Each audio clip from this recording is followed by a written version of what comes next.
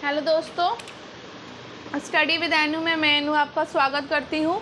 जैसे कि आप जानते हैं कि ये आपकी एनसीईआरटी सार की क्लास है जिसमें हम इकोनॉमिक्स का सब्जेक्ट कवर कर रहे हैं और हम पूरा टॉपिक वाइज कवर कर रहे हैं। ठीक है, तो एनसीईआरटी बेस्ड आपके सारे क्वेश्चंस आते हैं हर एग्ज़ाम में, तो आपके हर एक एग्ज़ाम के लिए यूज़फुल है। आप किसी भी एग्ज़ाम की तैयारी कर रहे हो उसके लिए ये आपकी यूज़फुल है। ठीक है, तो आपको पता है जैसे कि अल्टरनेट डेज पे आपकी क्लासेस आती हैं, यानी आज आपका इकोनॉमिक्स है, ये शाम को 6 बजे आपको ये वीडियो मिलता है, तो शाम को 6 बजे आपकी ये क्लास होती है इकोनॉमिक्स की, और कल आपकी ये क्लास होगी ज्योग्राफी की। ठीक है, तो आप में उसमें भी एनसीईआरटी ही चल रहा है। ठीक है, तो एक दिन इकोनॉमिक्स होता है शाम को 6 बजे और एक दिन शाम को 6 बजे ज्योग्राफी होती है। इसी तरह से मैं आपको जानकारी दूँ, सुबह 8 बजे आपकी एक दिन पॉलिटिकल साइंस होती है इसी की एनसीईआरटी सार की, और एक दिन आपका हिस्ट्री आता है एनसीईआरटी सार सुबह 8 बजे। ठीक है, और दोपहर को 1 बजे आपकी एनसीईआरटी की क्लास 7 की एसएसटी सब्जेक्ट की मैं आपको बुक करा रही हूँ, और उसमें भी आपके 5 चैप्टर हो चुके हैं और आज आपका 6ठा चैप्टर उसमें होगा या आप कर चुके होंगे। ठीक है, क्योंकि 1 बजे आप 1 बजे आपका वो वीडियो आता है। तो मैं आपको डेली 3 क्लासेस देती हूँ जिसकी जानकारी मैंने आपको दी, और आप हैं स्टडी विद एनू पर, यानी कि मेरे चैनल का जो नाम है वो स्टडी विद एनू है। तो आप मेरे चैनल को सब्सक्राइब कर सकते हैं, बेल आइकन को प्रेस कर सकते हैं और दूसरों के साथ शेयर कर सकते हैं अगर आपको ये यूज़फुल रखता है तो। मुझसे जितना हो सकता है मैं उतना कंटेंट प्रोवाइड कराने की कोशिश करती हूँ और देने की कोशिश करती हूँ। इसके साथ ही मैं थोड़ी सी जानकारी और दे देना चाहती हूँ कि बहुत सारे लोगों के मेरे पास मैसेजेस आ रहे हैं कि उन्हें पीडीएफ चाहिए इसकी, तो पीडीएफ मैं नहीं दे पाऊँगी। उसके लिए मैं मैसेजेस में भी आपको सॉरी बोलती हूँ और यहाँ वीडियो के माध्यम से भी आपको सॉरी बोल रही हूँ मैं, क्योंकि मेरा कोई भी टेलीग्राम चैनल नहीं है जो मैं आपको पीडीएफ का लिंक प्रोवाइड करा पाऊँ, ना ही मेरा कोई व्हाट्सएप ग्रुप है, ना ही मैंने कोई व्हाट्सएप का ऐसा कोई चैनल या कमेटी रखी है कि ना उस पर मैं आपको दे पाऊँ। तो मैं सिर्फ़ और सिर्फ ये यूट्यूब ही हैंडल कर पाती हूँ और इसमें मुझसे जितना हो सकता है उतना कर पाती हूँ। और आप जैसा कि डिस्क्रिप्शन भी देखते हो, मेरा डिस्क्रिप्शन भी बहुत ज़्यादा भरा हुआ नहीं होता, मेरे पास समय ही नहीं है इतना कि मैं बहुत ज़्यादा इधर हैशटैग उधर हैशटैग ये सब करूँ, नहीं हो पाता, नहीं कर पाती हूँ। तो क्योंकि मैं भी आपके साथ ही पढ़ रही हूँ, मैंने इससे पहले भी बताया मैं आपके साथ ही पढ़ रही हूँ, तो मैं भी पढ़ ही रही हूँ, तो आप समझ सकते हैं कि कितना समय होगा।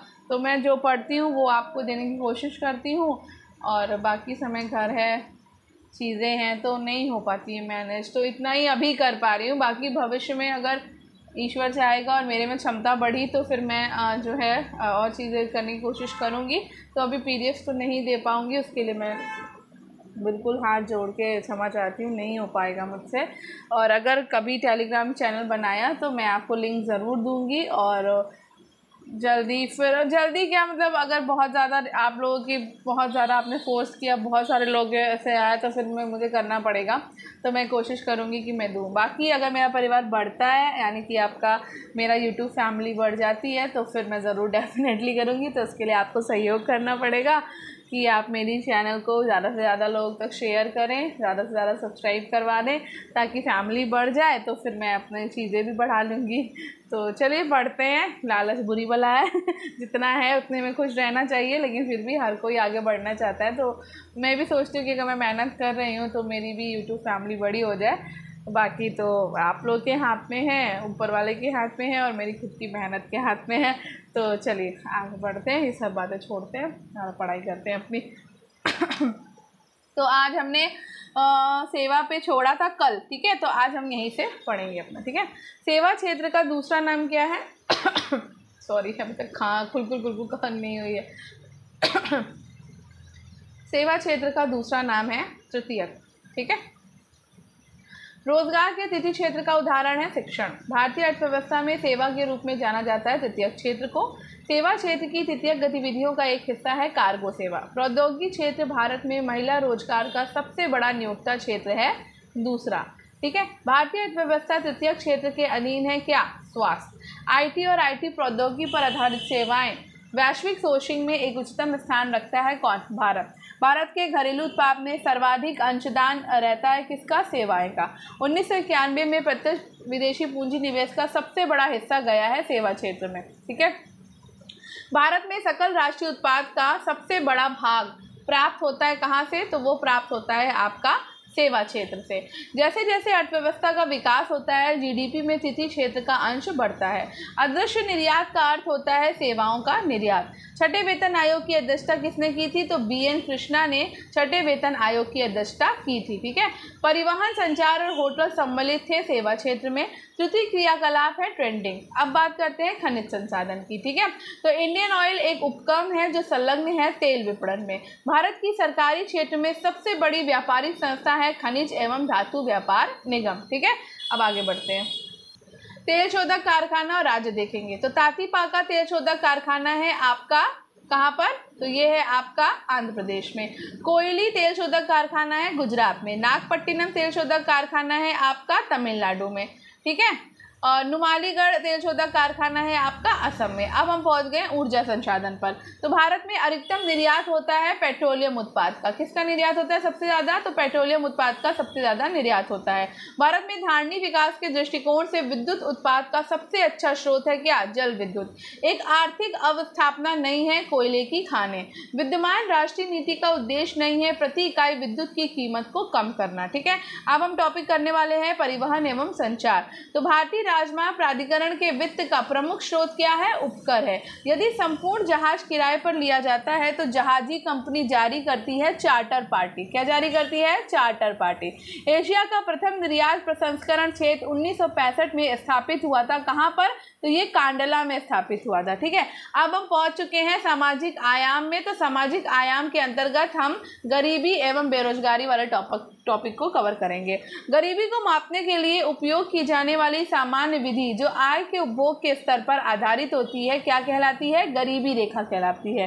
रोजगार के अवसरों की कमी की सबसे सही व्याख्या है श्रमिक जितना काम करने में सक्षम है उससे कम काम कर रहे हैं। वो समिति जो गरीबी रेखा को पुनर्भाषित करने एवं इसे प्राप्त करने के सूत्र की देखरेख कर रही है वो है एस तेंदुलकर समिति। प्राथमिक क्षेत्र में श्रमिक एक वर्ष में ज्यादातर समय बेरोजगार रहते हैं, इसलिए यदि इनमें से कुछ श्रमिक प्राथमिक क्षेत्र से अन्य क्षेत्रों में स्थानांतरित किए जाते हैं तो कुछ प्राथमिक उत्पादन में कोई बदलाव नहीं होगा। इस प्रकार की बेरोजगारी को जाना जाता है अंतर्निहित बेरोजगारी से। वह आर्थिक स्थिति जिसमें सभी उपलब्ध श्रम संसाधनों का संभवतः सबसे कुशल तरीके से उपयोग किया जा रहा होता है वो है पूर्ण रोजगार। ठीक है। हैंड काउंट अनुपात के अर्थ का सही वर्णन करता है जब गरीबों की संख्या का आकलन गरीबी रेखा से नीचे जीवन यापन करने वाले लोगों के अनुपात के रूप में किया जाता है। भारत में राष्ट्रीय गरीबी रेखाओं के बारे में 2014 की रंगराजन समिति की रिपोर्ट के अनुसार शहरी क्षेत्र में रहने वाली ऐसे व्यक्ति जिसका मासिक प्रति व्यक्ति उपभोग व्यय 1460 से कम है को गरीब माना जाना चाहिए। वो संगठन जिसने सामान्य डेटा संरक्षण विनिमय का मसौदा तैयार किया वो है यूरोपीय संघ। केंद्रीय रिजर्व पुलिस बल का मुख्यालय कहाँ स्थित है? तो केंद्रीय रिजर्व पुलिस बल का मुख्यालय नई दिल्ली में स्थित है। ठीक है। आगे बढ़ते। भारत में सीमांत मार्जिनल कामगार एक ऐसा व्यक्तित्व होता है जो एक वर्ष में महीनों में 6 मास से कम के लिए क्या करता है? काम करता है। ठीक है। चलो, संरचनात्मक बेरोजगारी के लिए सबसे कम कारण माना जाता है आबादी को। गरीबी रेखा से नीचे के लोगों का अनुपात अनुमानित किया जाता है लोगों की संख्या के अनुपात से। बेरोजगारी के एक प्रकार की को जिसमें कई लोगों के कार्यरत होने पर भी उत्पादकता कम होती है वो है प्रच्छन्न बेरोजगारी। प्रच्छन्न यानी कि छिपी बेरोजगारी का परिणाम होता है अनुत्पादक कर्मचारियों की संख्या में वृद्धि। भारत में गरीबी का आकलन किया जाता है नीति आयोग के कार्यदल के द्वारा। ठीक है। वह समिति जिसके द्वारा भारत में गरीबी के आकलन हेतु पहली बार स्वास्थ्य एवं शिक्षा पर होने वाली निजी व्यय को भी शामिल किया जाता है वो है तेंदुलकर समिति। आर्थिक कारक सामाजिक परिवर्तन का मुख्य कारण है। ये कथन किसका है? कार्ल मार्क्स का है। निर्धनता प्रकार है निरपेक्ष निर्धनता और सापेक्ष निर्धनता। देश में प्रधानमंत्री फसल बीमा योजना कार्यान्वित की गई थी 2016 से। वो योजना जो भारत सरकार के 100% वित्त पोषित है वो है प्रधानमंत्री किसान सम्मान निधि योजना। किसान विकास पत्र KVP योजना के लिए KVP ऋण बाजार में व्यापार योग्य है। मानव गरीबी सूचकांक विकसित किया गया है कहाँ? 1997 में। भारत में गरीबी का स्तर निर्धारित होता है घरेलू उपभोक्ता के व्यय के आधार पर। भारत में गरीबी रेखा के निर्धारण का आधार है उपभोग आंकड़ा। निर्धनता का दुष्चक्र की अवधारणा संबंधित है नक्शे से। तेंदुलकर समिति ने भारत में गरीबी रेखा के नीचे की जनसंख्या का प्रतिशत आंकलित किया है। तेंदुलकर प्रविधि द्वारा 2011-12 में 21.9%। भारत में गरीबी रेखा का आकलन किया जाता है लकड़वाला समिति की संस्तुतियों के आधार पर। भारत में वो राज्य जिसमें सबसे अधिक शिक्षित बेरोजगारी का प्रतिशत है तो वो है आपका केरल राज्य। ठीक है। भारत में बेरोजगारी मापन की वो विधि जो NSSO के द्वारा प्रयोग में नहीं लाई जाती है वो है चालू मासिक स्तर। क्या है? चालू मासिक स्तर।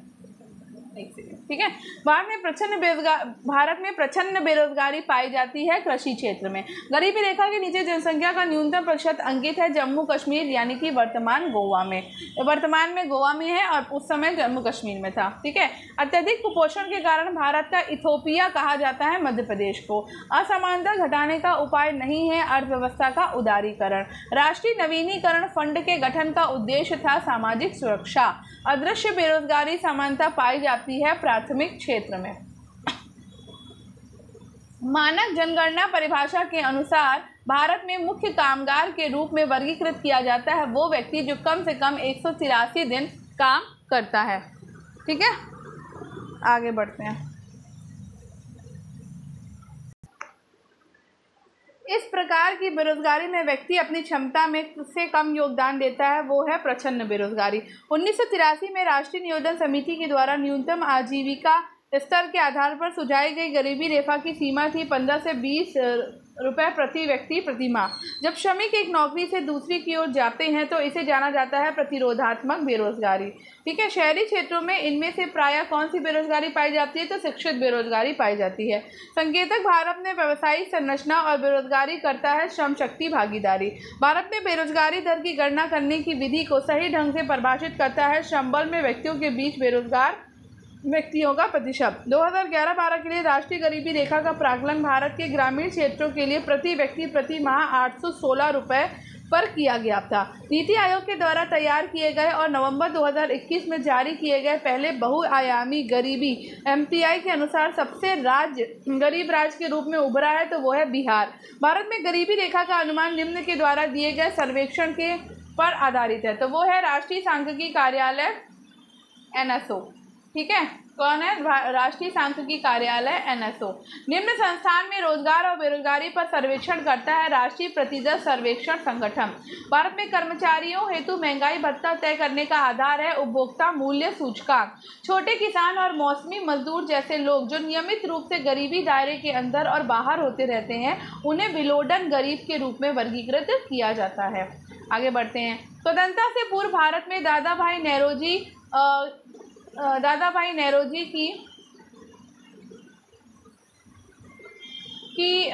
नौरोजी की गरीबी रेखा की अवधारणा पर चर्चा करने वाला पहले व्यक्ति थे। ठीक है। भारत में गरीबी रेखा को मापने के लिए उपयोग किया जाने वाला एक निर्वाह कारक क्या है? शिक्षा है।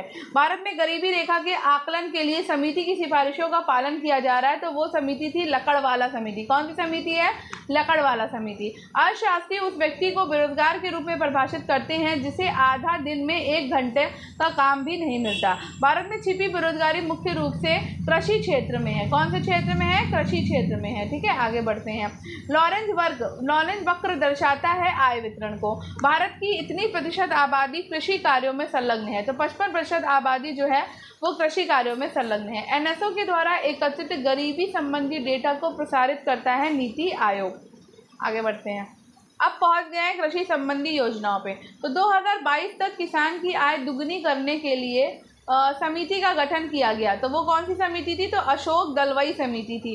भारत सरकार का लक्ष्य 2018-19 में प्रधानमंत्री फसल बीमा योजना के तहत सकल फसल क्षेत्र प्रतिशत संरक्षित करना था तो 50%। ठीक है। राष्ट्रीय कृषि बाजार NAM है कृषि उपज के लिए राष्ट्रीय व्यापार मंच। कृषि उत्पादन बेचने के लिए एक नया मंच भारत सरकार के द्वारा शुरू किया गया। इस नए मंच को दिया गया नाम क्या है? ई-रकम है।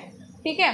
कृषि में नवाचार और उद्यमिता को बढ़ावा देने के उद्देश्य से भारत सरकार स्टार्टअप और उन्हें संभावित निवेशकों से जुड़ने में सक्षम बनाने के लिए एक नया कार्यक्रम शुरू कर रही है और इस कार्यक्रम को कहा जाता है एग्री उड़ान। राष्ट्रव्यापी दूध ग्रिड बनाने के लक्ष्य के तहत ऑपरेशन फ्लड का शुभारंभ किया गया है 1970 में। एगमार्क अहित उत्पाद नहीं है स्वर्ण आभूषण। भारत में हरित क्रांति की विशेषता है कृषि उत्पादन बढ़ाने के लिए रासायनिक उर्वरकों का अधिक एवं उचित उपयोग। भारत में हरित क्रांति ने विशेष रूप से कृषि उत्पादन में वृद्धि का नेतृत्व किया था हरियाणा, पंजाब और उत्तर प्रदेश में। ठीक है, आगे बढ़ते हैं। व्यापक फसल बीमा योजना 1985 से प्रदान करने के उद्देश्य से शुरू हुई थी। सूखा, बाढ़ आदि के कारण फसल नष्ट होने की स्थिति में किसानों को वित्तीय सहायता। भारत में हरित क्रांति के संदर्भ में HYVP का पूर्ण रूप है हाई यील्डिंग वेराइटीज प्रोग्राम। गहन कृषि जिला कार्यक्रम IADP गहन कृषि विकास में सब पहले बड़े प्रयोग के रूप में शुरू हुआ था 1960 में। वो योजना जिसके अंतर्गत नामित राज्य लक्षित सार्वजनिक वितरण प्रणाली के तहत खाद्यान्नों की खरीद, भंडारण और वितरण करते हैं। विकेंद्रीकृत खरीद योजना के तहत 1940 के दशक में तैयार की गई रिपोर्ट विशेष रूप से कृषि मूल्यों पर आधारित थी, कृष्णामाचारी रिपोर्ट। वाल्मीकि अंबेडकर आवास योजना की शुरुआत हुई थी दिसंबर 2001 में। वो संगठन जिसने स्पेन के कोंगले डोस डी नवारा के साथ मिलकर 325 करोड़ की लागत से एक खाद्य प्रसंस्करण इकाई पंजाब के लुधियाना में स्थापित करने के एक साझा उपक्रम की ओर कदम बढ़ाए हैं, वो है IFFCO। मार्च 2017 में वो केंद्रीय मंत्रालय जिसने मिशन फिंगरलिंग को नीली क्रांति प्राप्त करने के लिए शुरू किया था, कृषि मंत्रालय और किसान कल्याण है।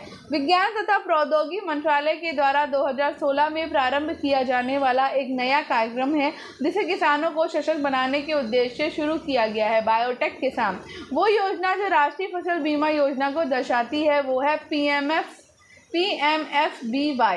राष्ट्रीय बांस मिशन मंत्रालय की प्रायोजित योजना है कृषि एवं किसान कल्याण। सौर खेती को बढ़ावा देने के लिए केंद्र सरकार के द्वारा शुरू की गई योजना है किसान ऊर्जा सुरक्षा एवं उत्थान महाअभियान।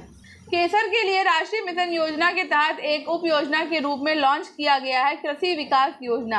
हाल ही में भारत सरकार द्वारा उद्देश्य के लिए प्रधानमंत्री कृषि सिंचाई योजना शुरू की गई है, कृषि और सिंचाई। केंद्र सरकार ने संपदा योजना शुरू करी खाद्य प्रसंस्करण से। भारत सरकार ने सूखे से स्थायी समाधान प्राप्त करने के लिए सिंचाई स्रोतों के विकास के उद्देश्य से निवेश के द्वारा प्रधानमंत्री कृषि सिंचाई योजना की शुरुआत की 50,000 करोड़। हाल ही में समाचार में देखा गया कि ई-नैम शब्द संबंधित है तो कृषि बाजार से है। प्रधानमंत्री फसल बीमा योजना के तहत क्षतिपूर्ति निर्धारित किए गए हैं 3 क्षतिपूर्ति स्तर 70%, 80% और 90%। ऑपरेशन ग्रीन्स एक सरकारी योजना है जिसका उद्देश्य है टमाटर, प्याज और आलू की फसलों की आपूर्ति में स्थिरता लाना। भारत सरकार के द्वारा शुरू किए गए कुसुम कार्यक्रम का उद्देश्य है सौर ऊर्जा क्षमताओं का उपयोग करके किसानों को वित्तीय सुरक्षा प्रदान करना। बीमा राशि बीमांकित दर के प्रतिशत के रूप में प्रधानमंत्री फसल बीमा योजना के तहत वार्षिक वाणिज्यिक बागवानी फसलों के लिए देय प्रीमियम है 5%। भारत सरकार के द्वारा राष्ट्रीय किसान नीति को मंजूरी प्रदान की गई है 2007 में। प्रधानमंत्री किसान सम्मान निधि के तहत 2 हेक्टेयर तक के स्वामित्व वाले किसानों को प्रति वर्ष प्रदान की जाने वाली राशि है 6,000 रुपये। संस्थान ने वाटर शेड प्रबंधन कार्यक्रम को बेहतर बनाने के लिए नीरांचल राष्ट्रीय वाटर शेड परियोजना को सहयोग प्रदान किया। विश्व बैंक ने कृषि श्रमिक सामाजिक सुरक्षा योजना उपलब्ध कराती है पेंशन तथा बीमा लाभ। आम आदमी बीमा योजना सामाजिक सुरक्षा प्रदान करती है ग्रामीण क्षेत्र में निर्धनता की रेखा से नीचे रहने वाले सभी भूमिहीन श्रमिकों को। विश्व बैंक से ऋण के रूप में सहायता से ICA के द्वारा राष्ट्रीय कृषि अभिनव परिवर्तन परियोजना चलाई जा रही है और इसके घटक हैं 4। भारत सरकार के कृषि एवं सहकारिता विभाग के द्वारा रेनफेड एरिया डेवलपमेंट कार्यक्रम आरंभ किया गया था 2011-12 में। हरियाली कार्यक्रम का संबंध है जल संचयन प्रबंधन के समर्थन से। राष्ट्रीय बागवानी मिशन NHM से आच्छादित है उत्तर प्रदेश। किसान क्रेडिट कार्ड योजना को प्रारंभ किया गया था वर्ष 1998 और 99 में। कृषि आय बीमा योजना का प्रारंभ हुआ था वर्ष 2003 और 2004 में। ठीक है, आगे बढ़ते हैं। राष्ट्रीय कृषि बीमा योजना का प्रारंभ हुआ था वर्ष 1999 और 2000 में। मध्याह्न भोजन योजना हेतु प्रबंध एवं वित्तीय व्यवस्था की जाती है मानव संसाधन विकास मंत्रालय के द्वारा। सार्वजनिक वितरण प्रणाली से वितरित अनाज पर कीमत बढ़ाने का उद्देश्य है इस योजना में निहित उपदान का भार कम हो सके।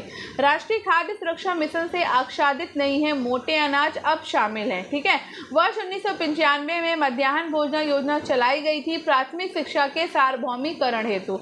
भारत में राष्ट्रीय खाद्य सुरक्षा मिशन प्रभावी हुआ अगस्त 2007 में।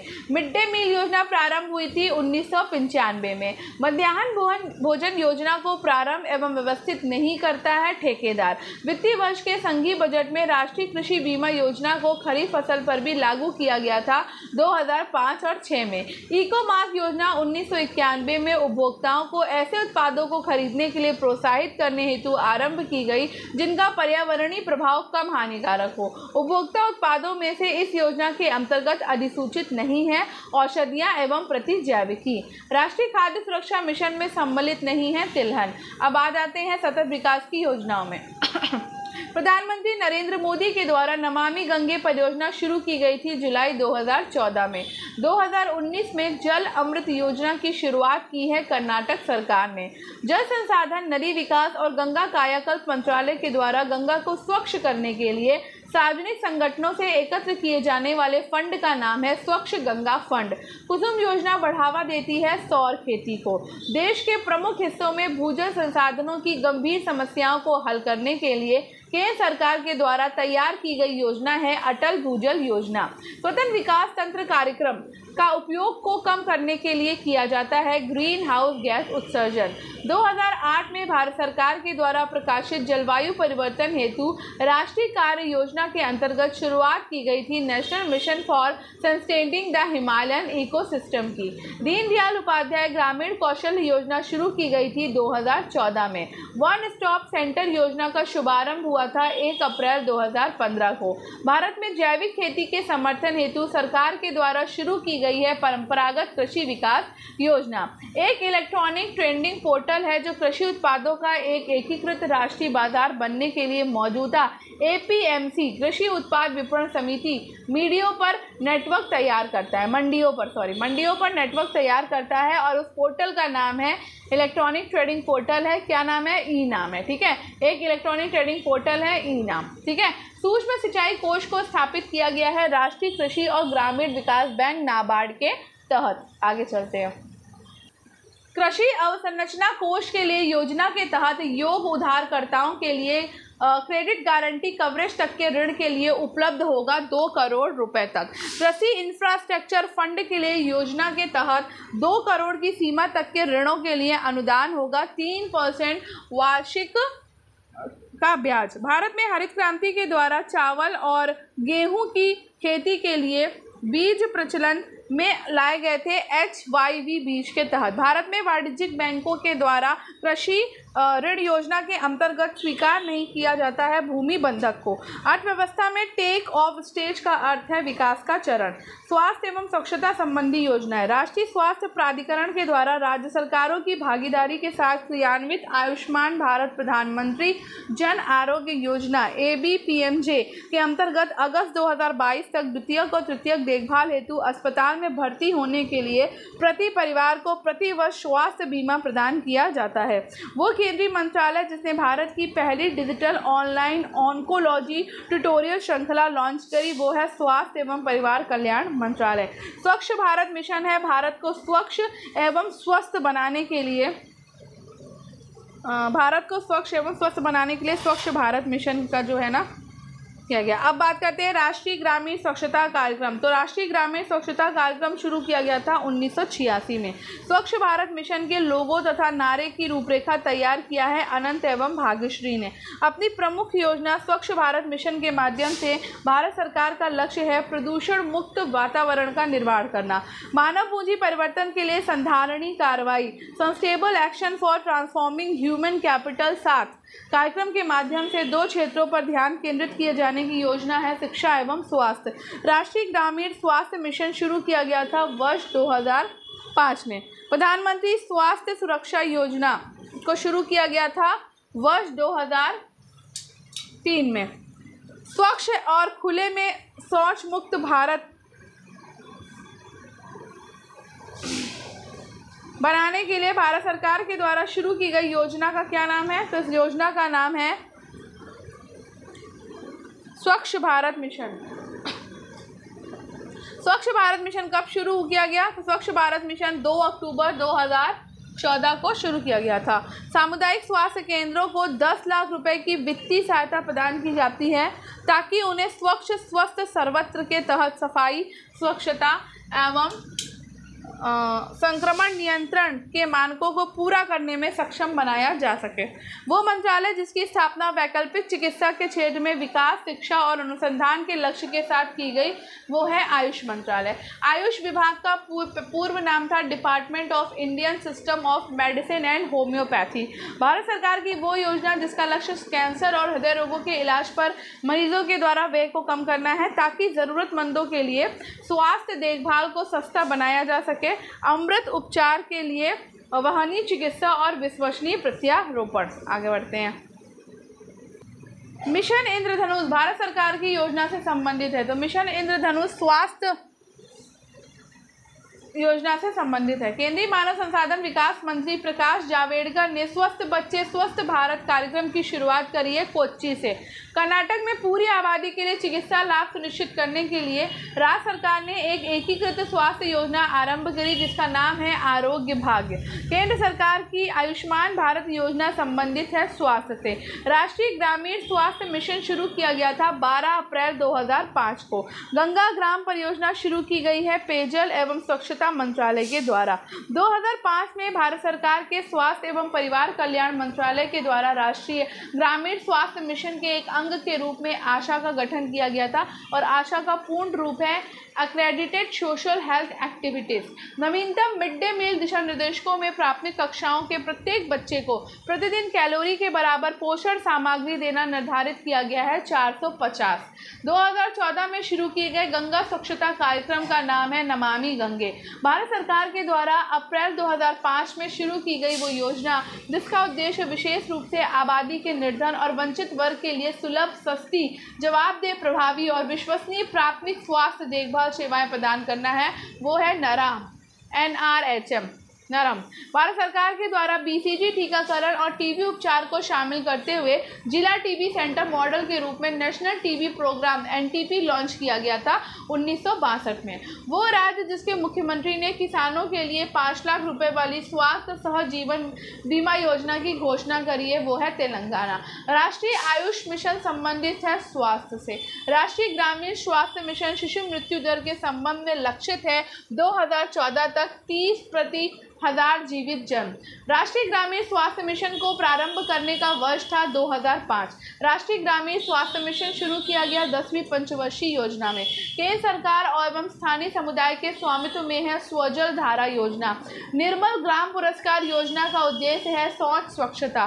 भारत के उत्तर पूर्वी राज्यों में एड्स की रोकथाम के लिए प्रारंभ किया गया है प्रोजेक्ट सनराइज। सामुदायिक विकास कार्यक्रम आरंभ हुआ था 1952 में। शिक्षा संबंधी योजना। हाल ही में आपकी बेटी हमारी बेटी योजना शुरू करने वाला राज्य है हरियाणा। भारत सरकार के द्वारा बेटी बचाओ बेटी पढ़ाओ योजना की शुरुआत की गई थी 2015 में। अल्पसंख्यक समुदायों से संबंधित छात्रों के लिए विदेश में अध्ययन हेतु शिक्षा ऋणों पर ब्याज सब्सिडी की योजना है पढ़ो परदेश। अन्वेषा योजना। अन्वेषा योजना का उद्देश्य अन्वेषा योजना जिसका उद्देश्य अनुसूचित जाति तथा अनुसूचित जनजाति के लिए गुणवत्तापरक शिक्षा प्रदान करना प्रारंभ किया गया है उड़ीसा सरकार के द्वारा। पूरे देश में स्कूली बच्चों के शैक्षणिक प्रदर्शन पर नजर रखने के लिए HRD मंत्रालय के द्वारा प्रस्तावित योजना का नाम है शाला अस्मिता। वो कार्यक्रम जो कम आयु में ही पढ़ने, लिखने और समझने और प्रारंभिक ग्रेड की गणित पर केंद्रित है और इसे मंत्री स्मृति ईरानी ने प्रारंभ किया था। पढ़े भारत बड़े भारत सर्व शिक्षा अभियान का उद्देश्य वर्ष के आयु वर्ग के सभी बच्चों के लिए उपयोगी एवं प्रासंगिक प्रारंभिक शिक्षा प्रदान करना है 6 से 14 साल तक के। भारत में बच्चों को मुफ्त और अनिवार्य शिक्षा का अधिकार पेश किया गया था 2009 में। समग्र शिक्षा स्कूली शिक्षा के लिए एक योजना है जो है प्री नर्सरी से 12 कक्षा तक के लिए। ठीक है। सर्व शिक्षा अभियान भारत सरकार का एक प्रमुख कार्यक्रम है जिसके तहत 6 से 14 साल तक के आयु वर्ग के बच्चों को मुफ्त एवं अनिवार्य शिक्षा प्रदान किए जाने को उनका मौलिक अधिकार घोषित किया गया। मानव संसाधन विकास मंत्रालय ने वन स्टॉप शैक्षिक पोर्टल तैयार किया जो प्रारंभिक शिक्षा के विद्यार्थियों से लेकर विद्वानों, अध्यापकों एवं जीवन प्रति शिक्षार्थियों की आवश्यकताओं को पूरा करेगा और इस पोर्टल का नाम है साक्षात। भारत सरकार के द्वारा शुरू की गई स्वयं योजना का लक्ष्य है शिक्षा का अधिगम, समानता एवं गुणवत्ता। साथ ही परियोजना संबंधित है शिक्षा के क्षेत्र से। सर्व शिक्षा अभियान शामिल आयु वर्ग के विद्यार्थी हैं 6 से 14 वर्ष तक के आयु वर्ग के सभी बच्चे। अब यहाँ पर सूची को मिलाएंगे कि कौन सा अभियान कब शुरू हुआ। तो सर्व शिक्षा अभियान आया था 2001 में, साक्षर भारत मिशन आया 2009 में, ऑपरेशन ब्लैक बोर्ड आया था 1987 में और राष्ट्रीय साक्षरता मिशन आया 1988 में। अब बात करते हैं बुनियादी ढांचा एवं नवाचार क्षेत्र की योजना की। तो बुनियादी ढांचा एवं नवाचार क्षेत्र की योजनाएं हम कल वाले टॉपिक में करेंगे। तो आज हमने ये सेवा से लेकर के यहाँ शिक्षाओं तक कंप्लीट कर लिया है। अब बुनियादी ढांचा वाला हम कल की क्लास में करेंगे। तो आई होप आपको आज का ये वीडियो पसंद आया होगा। तो अगर आपको आज का ये वीडियो पसंद आया हो तो वीडियो को लाइक कर दीजिए, शेयर कर दीजिए और चैनल को सब्सक्राइब कर दीजिए। ठीक है, और मिलते हैं नेक्स्ट क्लास में, नेक्स्ट वीडियो में। और कल हम यहीं से अपना कंटिन्यू करेंगे। पसंद आया हो तो शेयर ज़रूर करिए और कमेंट बॉक्स में कमेंट ज़रूर करिए। तो स्टडी विद के साथ कनेक्टेड रहिए। धन्यवाद, पढ़ते रहिए। राधे कृष्णा।